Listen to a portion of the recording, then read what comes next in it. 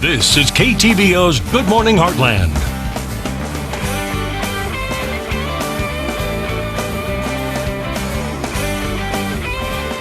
And welcome back. Pruning trees in the yard and in the forest can yield many benefits if it's done correctly. Now, to learn more about the proper way to do it and when the best time to do it, we have Bryce Kelso with the Missouri Department of Conservation here this morning to break it all down for us. How are you doing today? Good. How are you doing? I'm doing great. Thank you so much for coming on. So, tell us, is there a good time? Is there a bad time to start pruning your trees and shrubs? If so, when? Absolutely. The best time to prune your trees is actually this time of year. Really? It usually ranges from about late fall, so late November to about March, mid to late March. So, and part of that's the reason behind that is because there's not a lot of things in the air. You think about spores from fungi infecting woody tissue that's open from wounds and things. You also think about other diseases and other things like pests, insects that feed on tree tissues, things like that. They're not active right now, so it's the perfect time. As opposed to the worst time would be probably right at the beginning of the growing season. So in April, May, through the summer, during the active period, a lot of things are in the air. The tree's actively growing, especially early on in the season. The trees are low on energy reserves, and they're pulling all those reserves up and they're trying to put out leaves. That takes it taxes them a lot, so you don't want to prune them at that time. It kind of hurts them.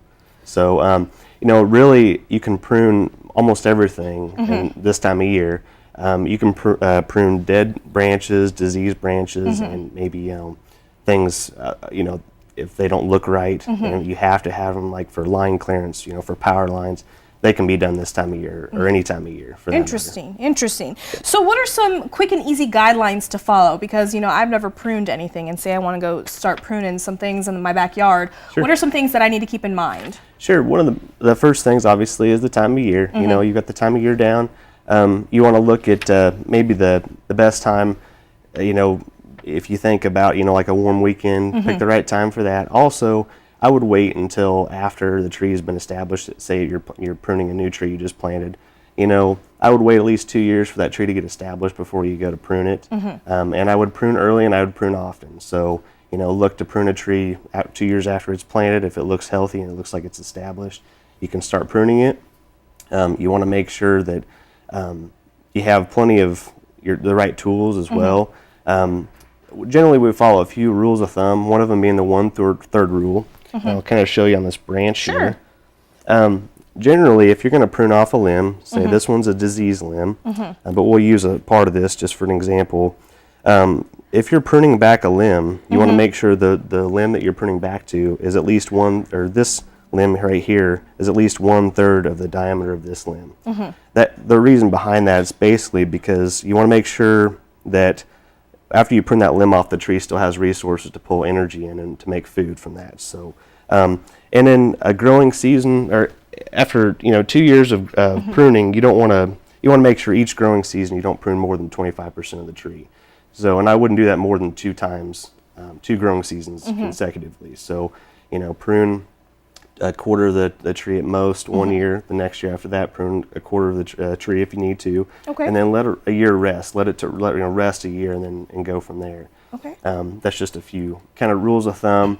A lot of people ask us at the conservation department if they need to treat their wounds on the tree, to paint them with something. Yeah, I've noticed that in some neighborhoods where a quarter of the tree or half the tree is painted, or like you said, wherever they cut it, it's painted or coated over with something. So. Absolutely.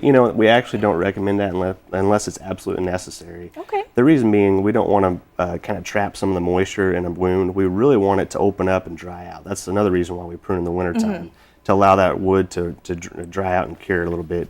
If you put paint over it, let's say latex paint, it seals that moisture in there and it can lead to other issues later on. Interesting. If you had a disease in the area, so if you saw a good example would be oak wilt and it was infecting a lot of your neighbor's trees, and that's spread by spores in the air and also insects that can transport it.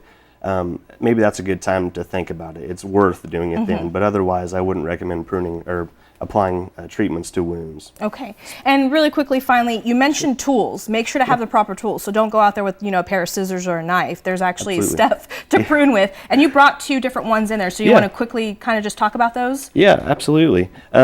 One thing I recommend is hand pruners. They go up to about, they'll trim a limb up at about a half an inch. You know, get you a good pair of hand pruners.